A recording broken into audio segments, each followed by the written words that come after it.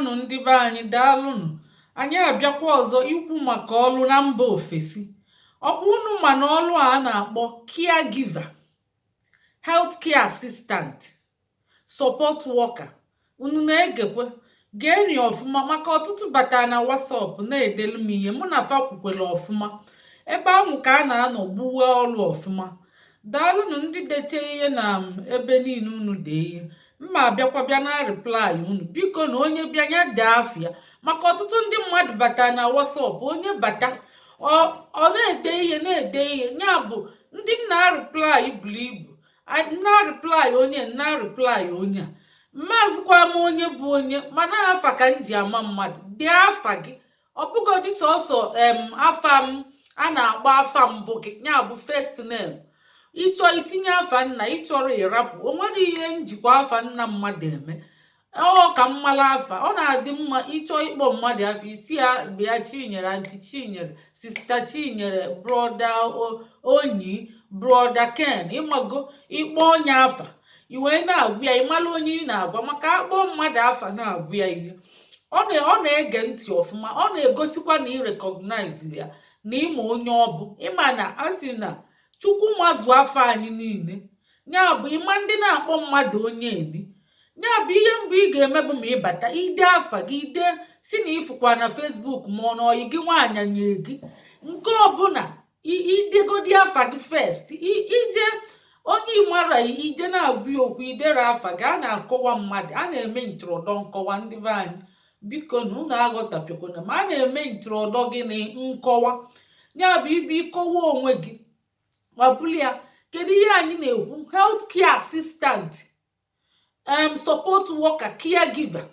fancha bụ the same thing o nwere ihe dị iche ya bụ sponsorship ya bụ ọ bụrụ na ị bụ graduate ịma njedebezi IELTS graduate ịbụ akọvago gị iwetezi akwụkwọ na ịgụrụ akwụkwọ degree gị n'English ọ kọvago gị transcript edeche m ihe niile wee tinye nyekwe ndị WhatsApp ya bụ ndị batacha na WhatsApp abanyebere m na Messenger okwebere ka mba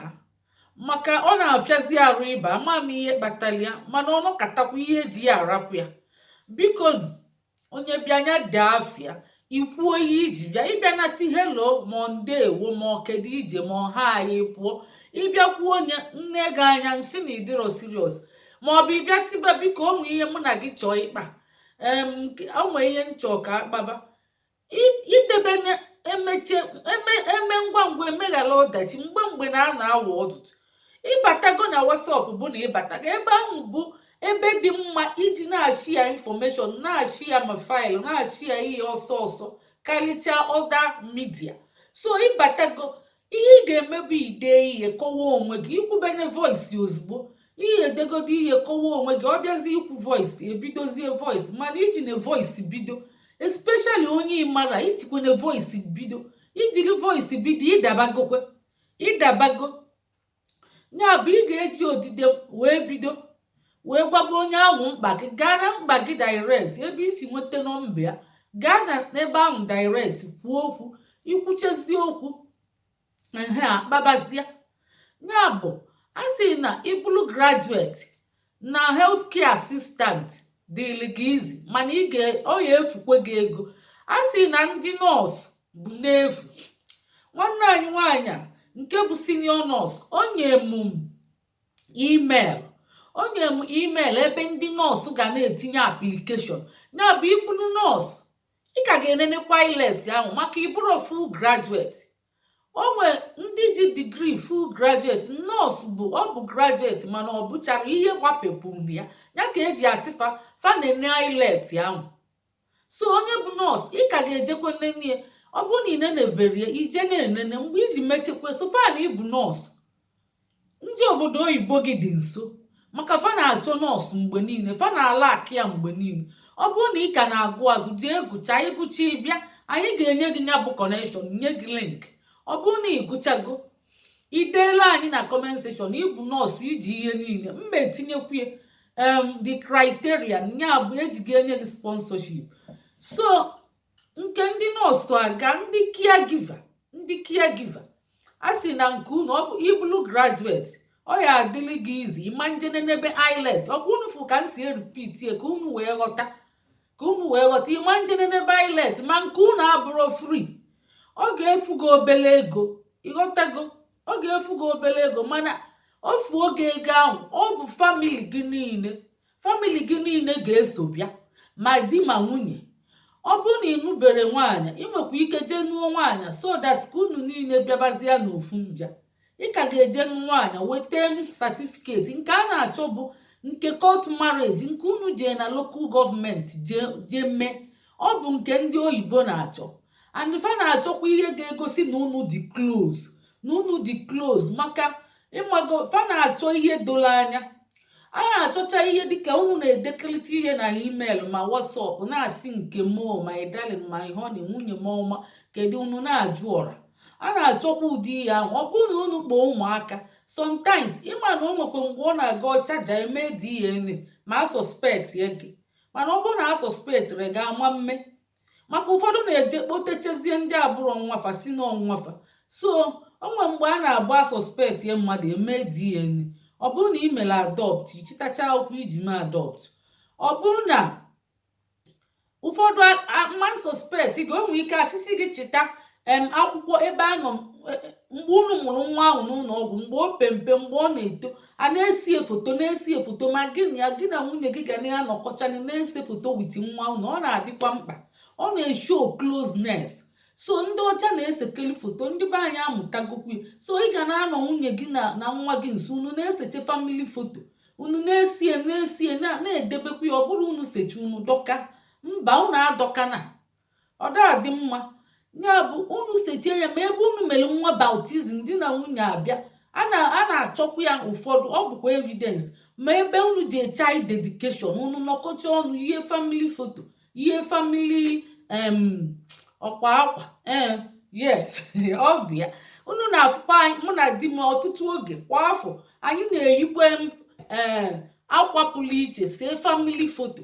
ọ bụrụ na ụmụ ihe anyị ji eme mana ọ na-adị mkpa mana ndị nọba anyị na-atụ anya obodo oyibo ana m ezunye unu ori ụka ka unu na-eme ya na-edekwu ya maka onye chọọ ibi obodo oyibo o nwere mgbe ọ ga-elu asị ụmụ evidensi achịtacha anya ọ na-ejufe anya jufe isi fee kweli gị o nwezi ike ama nje chọbazi DNA ma ọ bụ gịnị ọ bịa ndị be anyị ya bụ ka unu ghọta ya onye abụrụ graduate inwe ike jee nụ onye bụ graduate ọ ga-akọva gị ewere afa nwunye gị mebe ọ bụrụ di gị bụ graduate afa di gị ka eji ga-emekwa o nwekwa a na-emekwa work visa kwa eji m link na-abụ ya bụ connection na-abụ na-eme work visa ka anyị dị sure ya na student visa ọ bụ ihe anyị dị sure mana visiting visa ọ na-ele isi na-abụ o nwee 90% chances mana student visa dị 100% ya bụ work visa na sponsorship visa dịkwa 100% ya bụ ọ bụ ya ka anyị ji etinyekeli aka na student visa ya na gịnị sponsorship visa work visa mana ịma na ọ na-efu ego sponsorship visa ya na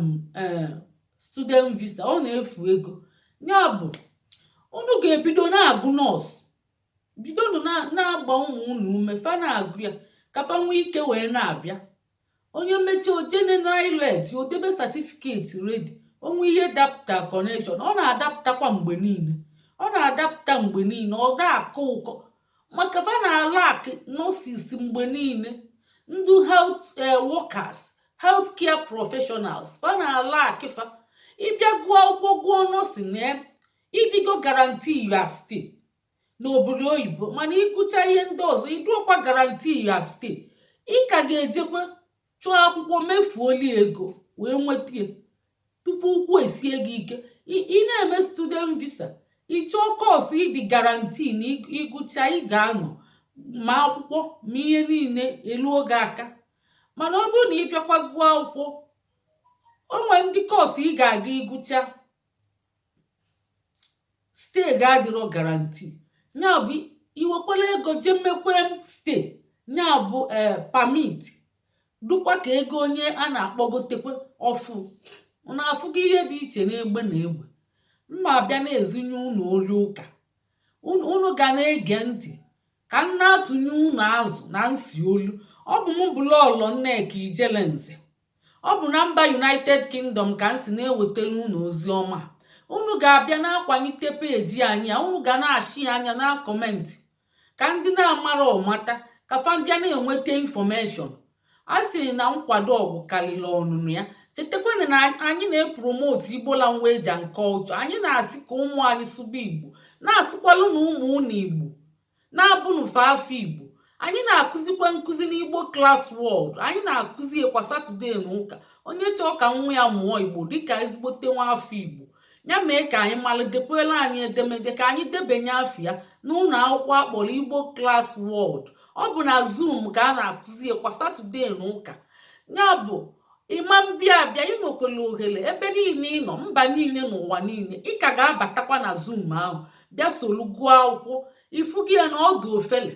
Ya bụ ndị Igbo, teteni n'ụla ka anyị were asụsụ anyị kpọrọ ihe. Ka anyị na-amụ oyibo ka anyị ga na-amụkwa Igbo anyị. Unu ekwene ka Igbo anyị nwụọ, maka ọ bakwala ulu nke ukwuu. Ọ bụrụ na asụsụ anyị ekpochapụ, anyị niile ekpochapụgokwa. Ọkwa unu fụrụ ụmụ anyị ada asụ Igbo. Ọ bụkwa ọpụreshọn mkpochapụ ka anyị na-eme onwe anyị ya. Anyị na-egbu agbụrụ anyị. Anyị na-eme ka anyị ghara ịnọzi n'elu ụwa. Ya bụ ọtụtụ ndị mmadụ amara ya. Ọ bụ Igbo Class World na-agbasa ozi ọma iji mee ka ndị Igbo ghọtakwa ihe ha na-eme onwe fa, ka fa wee nwee ike sepụ aka enwe n'ofe ghara imezi. Maka ndị na-eme eme aghọtara ihe ha na-eme. A sị na ikwu amara ibe ezie.